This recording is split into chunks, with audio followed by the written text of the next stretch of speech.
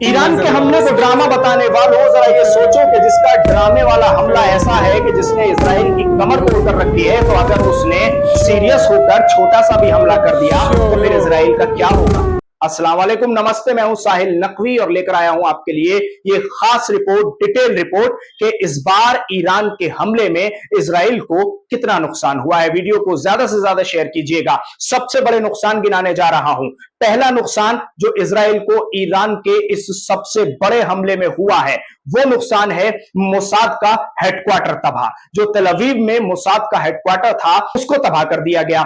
उसके साथ साथ इसराइल के जो फौजी ठिकाने थे, फौजी अड्डे थे और जो मिलिट्री बेस थे, उनको तबाह बर्बाद कर दिया गया। आयरन डोम को पूरी तरह से फेल कर दिया गया। अगर यहां समझे तो इस तरह से कि आयरन डोम के जो सेल थे वो वीक हो गए, आयरन डोम ने काम करना बंद कर दिया। इस बार इसराइल को यह भी पता नहीं चला कि हमला कब होने वाला है, कितनी देर बाद होने वाला है। हालांकि इसराइल के जो पिताजी हैं, उन्होंने समझाने की कोशिश की थी कि आधे घंटे के अंदर अंदर तुम्हारे ऊपर हमला होने वाला है, सतर्क हो जाओ। लेकिन इसराइल का कहना था कि हमें तो ऐसे कोई संकेत नहीं मिल रहे हैं। तो संकेत मिले या ना मिले, लेकिन 400 रॉकेट इसराइल को जरूर मिल गए हैं, जिन्होंने बड़ा नुकसान इसराइल में पहुंचाया है। और यह नुकसान अंदर इसराइल में पहुंचाया गया है। वॉइस ऑफ अमेरिका के एक रिपोर्टर ने अपनी वीडियो जारी की है, जिसमें वो बता रहे हैं कि हम बंकर में जरूर छुपे हुए हैं, लेकिन सायरन की जो आवाज है वो लगातार आ रही है। और खास तौर से यहां पूरी रात हो गई है कि जब सायरन की आवाज सुनने को मिल रही है। यह हमला बहुत बड़ा हमला है। यह वॉइस ऑफ अमेरिका उर्दू के रिपोर्टर की रिपोर्ट का मैं आपको वीडियो का बयान बता रहा हूं, जो उनकी रिपोर्ट सामने आई है। अब उसके बाद आप सुनिए। आयरन डोम को पूरी तरह से फेल ईरान ने इस बार कर दिया। आयरन डोम को खबर नहीं हुई कि कब इसराइल पर हमला हो गया। या तो आयरन डोम कोई नशे की गोली लेकर कहीं सो रहा था कि उसको मालूम नहीं चला कि इसराइल पर आधे घंटे में या 15 मिनट में हमला होने वाला है। जो कहा जाता है कि आयरन डोम ने ईरान के आने वाले मिसाइलों को तबाह बर्बाद कर दिया और इसराइल पर गिरने से रोक दिया। इस बार बिल्कुल ऐसा नहीं हुआ है। हालांकि बहुत सारी खबरें चल रही हैं कि आयरन डोम एक्टिव था, इसराइल ने मार गिराए हैं मिसाइल, लेकिन इस बार 99% जो मिसाइल हैं उन्होंने हिट किया है। इसराइल की सबसे खतरनाक खुफिया एजेंसी मोसाद के हेडक्वार्टर को हिट किया है। इसराइल के जो सैन्य ठिकाने हैं, जो फौजी अड्डे हैं, उनको हिट किया है। हालांकि आप तक वो खबरें नहीं पहुंचाई जा रही हैं और खास तौर से जिस मीडिया को आप बहुत ज्यादा देख रहे हैं, वो भी आप तक ये खबरें नहीं पहुंचा रहे हैं। तो टीवी वीवी अपने बंद कर दीजिए और सोशल मीडिया पर नजर बनाए रखिए कि क्या खबरें आ रही हैं। वहां आप खबरें देखेंगे तो आपका बीपी वैसे ही बढ़ जाएगा। अब मैं आपको बताने वाला हूं कि ईरान के सब्र का किस तरह इम्तिहान लिया जा रहा था और ईरान ने उसका जवाब कैसे दिया है। ईरान ने ये 3 हत्याओं का बदला लिया है। यानी इसराइल की तरफ से 3 बड़े हमले किए गए, जिसमें ईरान को खासा नुकसान पहुंचा। ईरान को यह नुकसान कुछ इस तरह से पहुंचा कि पहले इस्माइल हानिया, जो कि हमास के चीफ हैं, उनकी शहादत हुई। उसके फौरन बाद इब्राहिम रईसी और ईरान के foreign minister Hussain Aamir Abdollahian, जो हेलीकॉप्टर क्रैश में मारे गए। उसके बाद अब हिजबुल्लाह चीफ हसन नसरुल्लाह, उनकी शहादत हुई। ईरान ने इन 3 शहादतों का बदला इसराइल से कुछ इस तरह लिया कि इसराइल को अंदर तक हिट किया है। यानी इसराइल के अंदर ईरान की मिसाइल्स लगातार पहुंच रही थी और इसराइल उनको रोकने में नाकाम रहा। एक खबर तो ऐसी भी कल रात से गूंज रही थी और गर्दिश कर रही थी कि इसराइल के जो डिफेंस मिनिस्टर हैं, डिफेंस मिनिस्टर यानी रक्षा मंत्री, इसराइल के रक्षा मंत्री किसी बंकर में छुपे हुए थे और उनका भी अभी तक कोई पता नहीं चला है। यह खबर अभी भी गर्दिश कर रही है, लेकिन हम इसकी पुष्टि नहीं करते। मगर हां, यह खबर सोशल मीडिया पर जरूर चल रही है और बताई भी जा रही है।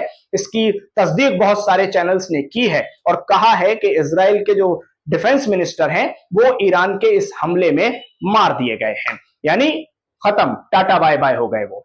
अब सबसे बड़ी खबर यह है कि ईरान ने लंबे सब्र के बाद एक ऐसा हमला किया कि जिसको रोकने में इसराइल नाकाम रहा। अब मैं आपको यह बताता हूं कि आगे होने क्या वाला है। लोग कह रहे हैं कि यह जंग आमने सामने की जंग हो गई है। दोस्तों, सबसे पहले तो समझने वाली बात यह है कि ईरान ने यह हमला जवाबी हमला किया है। मैंने 3 बातें आपको बताई हैं। ईरान का हमला किसके बदले में था? यह बदले वाला हमला है।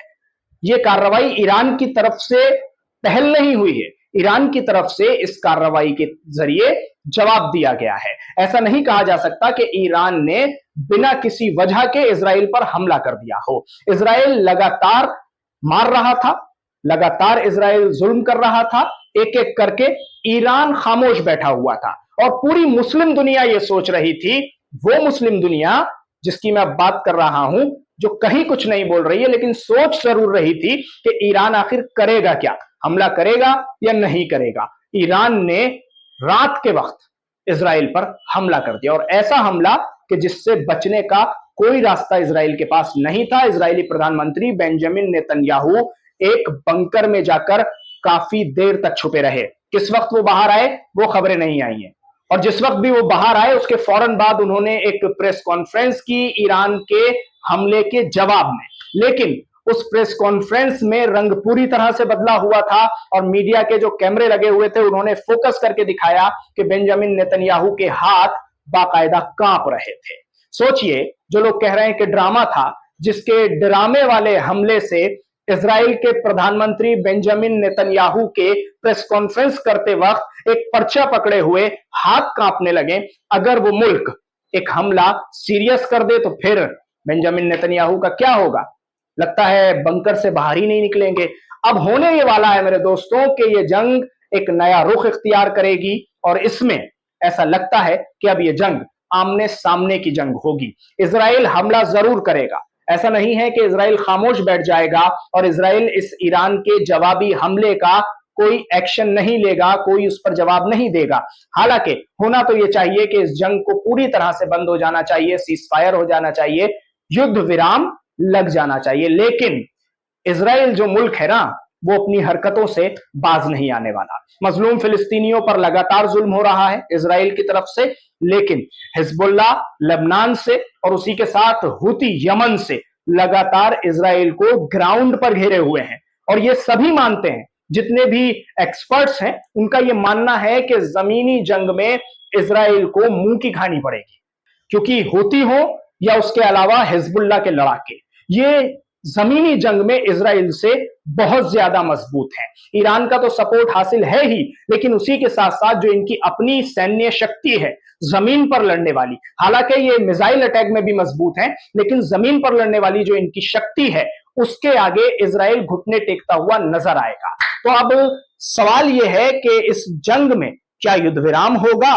या फिर यह जंग अब आमने सामने का रुख इख्तियार करने वाली है। यह खबर आपको कैसी लगी, यह डिटेल्ड रिपोर्ट आपको कैसी लगी, जरूर बताएं कमेंट के जरिए। वीडियो को शेयर जरूर करें, अगली रिपोर्ट का इंतजार करें।